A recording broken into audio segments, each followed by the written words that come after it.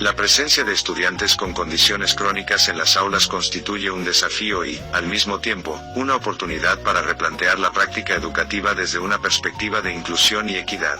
Hablar de migrañas, epilepsia, Asperger, Down u otros diagnósticos no significa reducir al alumno a una etiqueta clínica, sino reconocer que detrás de cada condición existe una persona con potencialidades, intereses y sueños que merecen ser atendidos con el mismo rigor pedagógico que cualquier otro estudiante.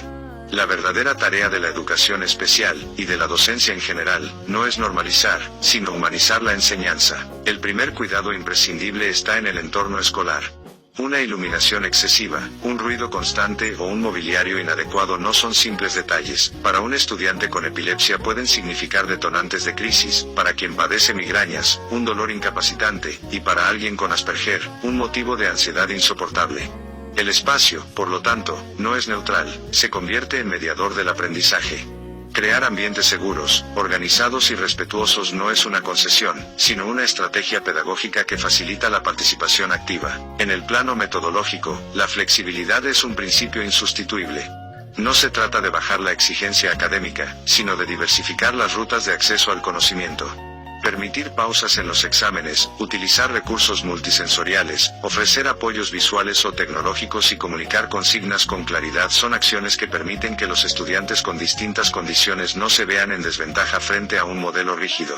Las adaptaciones no anulan el mérito académico, lo hacen posible. El aspecto emocional merece una atención igual de profunda. En un grupo escolar, la diferencia puede convertirse en motivo de exclusión si no se cultiva la empatía. Es responsabilidad del docente generar un clima de respeto, sensibilizar sin estigmatizar, y promover dinámicas de colaboración donde la ayuda entre pares sea natural. Cuando un alumno siente que su diferencia no es un obstáculo para ser aceptado, aumenta su confianza, su resiliencia y, en consecuencia, su disposición para aprender. Por otro lado, no se puede olvidar la dimensión médica. Conocer los protocolos básicos ante una crisis epiléptica, facilitar espacios de reposo ante migrañas, anticipar cambios de rutina en el caso de un alumno con Asperger o diseñar actividades cortas y estructuradas para quienes presentan TAA no son medidas accesorias, son exigencias éticas y profesionales. El docente no sustituye al médico, pero sí es responsable de crear condiciones que eviten riesgos y favorezcan el bienestar. En este entramado, la coordinación interdisciplinaria se vuelve esencial. La comunicación entre escuela, familia y especialistas médicos o terapéuticos no solo enriquece la información, también da coherencia a las acciones educativas. Documentos como los planes individuales de ajustes razonables no deben entenderse como un formalismo administrativo, sino como un pacto de responsabilidad compartida que asegura la continuidad y pertinencia del proceso formativo. Finalmente, la ética del educador debe marcar límites claros, evitar la sobreprotección, no exponer innecesariamente la condición del alumno frente a sus compañeros, y garantizar que las adaptaciones sean vistas como un derecho, no como un privilegio. En este sentido, hablar de inclusión no es repetir un discurso políticamente correcto, sino asumir un compromiso real con la justicia educativa. Educar en la diversidad implica reconocer que cada alumno aprende desde su singularidad. Los cuidados en la implementación de didácticas para estudiantes con condiciones crónicas no constituyen concesiones especiales, sino la expresión más genuina de lo que significa enseñar, ofrecer a todos, sin excepción, la posibilidad de crecer, aprender y proyectarse hacia un futuro en igualdad de oportunidades. La educación inclusiva en los primeros años de vida, y en la etapa preescolar plantea uno de los desafíos más profundos para los sistemas educativos: abrir las puertas a todos los niños, incluso a aquellos que presentan condiciones de apoyo intensivo como el autismo grado 3. Esta decisión no puede reducirse a un acto administrativo o a una voluntad aislada. Exige un replanteamiento ético, pedagógico y social que parta de la convicción de que todo ser humano, sin importar sus limitaciones, posee derecho a aprender y a convivir en comunidad. En la educación inicial, la integración adquiere un valor doble. No solo ofrece oportunidades de socialización y estimulación temprana al niño con autismo, sino que también favorece que los demás pequeños aprendan desde el inicio de su vida escolar a convivir con la diferencia. Sin embargo, este ideal no se alcanza automáticamente. La presencia de un niño con autismo profundo en un aula regular requiere condiciones específicas que permitan transformar la inclusión en una experiencia de aprendizaje real, y no en una exclusión disfrazada. Un primer aspecto fundamental es el factor humano. No basta con la buena voluntad del docente, se necesita un equipo de apoyo que incluya auxiliares educativos, especialistas en comunicación aumentativa o terapeutas ocupacionales que acompañen al niño de manera personalizada. La figura de la familia es igualmente decisiva. Cuando existe colaboración diaria entre escuela y hogar, se logra continuidad en las estrategias, y se evitan contradicciones que puedan generar retrocesos. La integración no es, pues, tarea de un solo actor, sino un entramado de responsabilidades compartidas. En el plano pedagógico, la estructura y la anticipación se convierten en herramientas insustituibles. Los niños con autismo profundo encuentran seguridad en rutinas claras, actividades repetitivas y apoyos visuales que marcan el inicio y fin de cada experiencia. El uso de pictogramas, objetos de referencia y canciones rituales no constituye una adaptación menor, sino un puente de acceso al mundo social y comunicativo que de otro modo quedaría cerrado. Al mismo tiempo, la inclusión no significa apartar al alumno en tareas aisladas, sino integrarlo en dinámicas colectivas, como juegos en círculo, cantos o actividades de imitación, donde pueda participar a su ritmo y con el andamiaje necesario. El entorno físico también debe transformarse. Un aula sobrecargada de estímulos puede ser un detonante de crisis. Por ello, la organización del espacio debe contemplar rincones tranquilos, áreas seguras y materiales resistentes que garanticen tanto el bienestar del niño como el de sus compañeros.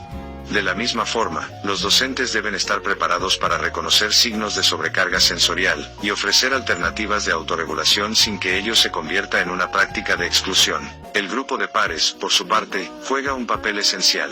Los demás niños necesitan orientación para comprender que no todos aprenden o se comunican de la misma manera.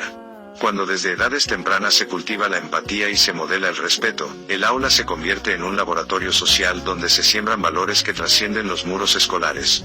Integrar a un niño con autismo profundo no solo transforma su vida, sino también la de quienes comparten con él los primeros juegos, canciones y aprendizajes. Ahora bien, no se puede ignorar la realidad. Sin los apoyos necesarios, el docente difícilmente podrá atender a un grupo de más de 20 alumnos y, al mismo tiempo, responder a las demandas específicas de un niño con necesidades intensivas. En este sentido, la inclusión no debe ser un eslogan vacío, sino un compromiso institucional que garantice recursos, formación docente y acompañamiento interdisciplinario. Solo así se evita caer en la paradoja de proclamar derechos que en la práctica no se cumplen. La integración de un niño con autismo grado 3 en educación inicial es posible y deseable, pero requiere condiciones claras, adultos capacitados y en número suficiente, apoyos visuales y sensoriales, rutinas predecibles, ambientes seguros y un trabajo colaborativo con la familia. El objetivo no es que el niño reproduzca los mismos logros académicos de sus compañeros, sino que desarrolle competencias funcionales básicas, comunicación, socialización, autorregulación, que le permitan construir una trayectoria escolar digna y significativa. En última instancia, abrir el aula a la diversidad es un acto de justicia. La escuela, lejos de ser un espacio que excluya por las limitaciones, debe convertirse en el lugar donde cada niño, con o sin diagnóstico, encuentre la posibilidad de crecer y ser reconocido como parte de una comunidad. Integrar a un niño con autismo profundo no es únicamente responder a un mandato legal, es reafirmar la esencia misma de la educación, formar seres humanos capaces de convivir en la diferencia y aprender juntos. La inclusión educativa representa uno de los retos más significativos de la escuela contemporánea. No se trata únicamente de un mandato legal, sino de un compromiso humano y ético que exige a los docentes y a las instituciones reconocer que cada estudiante posee particularidades que requieren atención. En este sentido, cuando un alumno presenta una condición que implica cuidados especiales, como autismo en alguno de sus grados, epilepsia, migrañas recurrentes u otras situaciones similares, la tarea del sistema educativo no puede limitarse a admitirlo en el aula, sino a generar condiciones reales de prevención, seguridad y aprendizaje significativo. El marco jurídico mexicano establece las bases para este compromiso. La Constitución, en su artículo 3, garantiza el derecho a la educación bajo los principios de equidad e inclusión. La Ley General de Educación y la Ley General para la Inclusión de las Personas con Discapacidad refuerzan la idea de que la escuela debe eliminar barreras y promover ajustes razonables. Sin embargo, estas disposiciones serían letra muerta si no se tradujeran en acciones concretas dentro del aula. Es ahí donde la labor del docente adquiere un carácter preventivo. Prever no solo significa evitar riesgos, sino anticiparse con estrategias que protejan la integridad del alumno con particularidad, y a la vez del resto de sus compañeros. Desde la práctica pedagógica, la prevención se convierte en planeación. El docente debe conocer las características del estudiante, siempre en diálogo con la familia y los especialistas, para diseñar un plan individualizado de apoyo. No se trata de excluir, ni de sobreproteger, sino de adaptar metodologías que hagan posible la participación plena.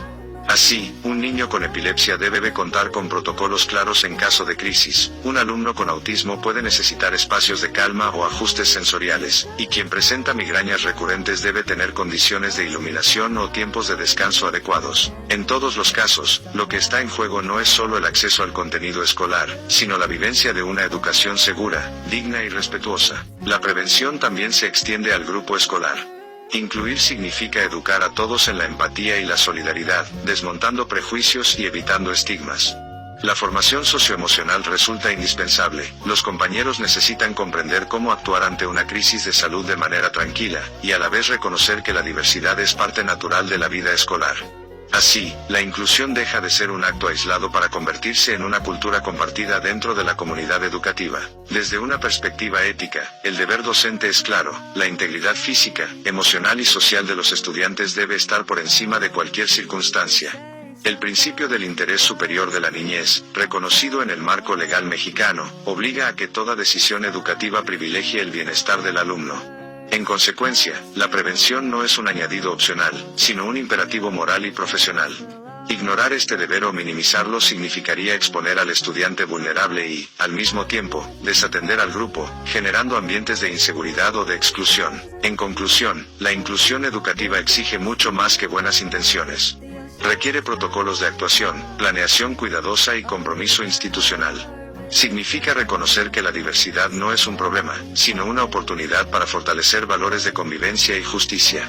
Un sistema educativo que se anticipa a los riesgos, que forma a sus docentes en estrategias de atención, y que educa a sus estudiantes en el respeto, no solo cumple con la ley, sino que se coloca en el terreno de la verdadera ética profesional.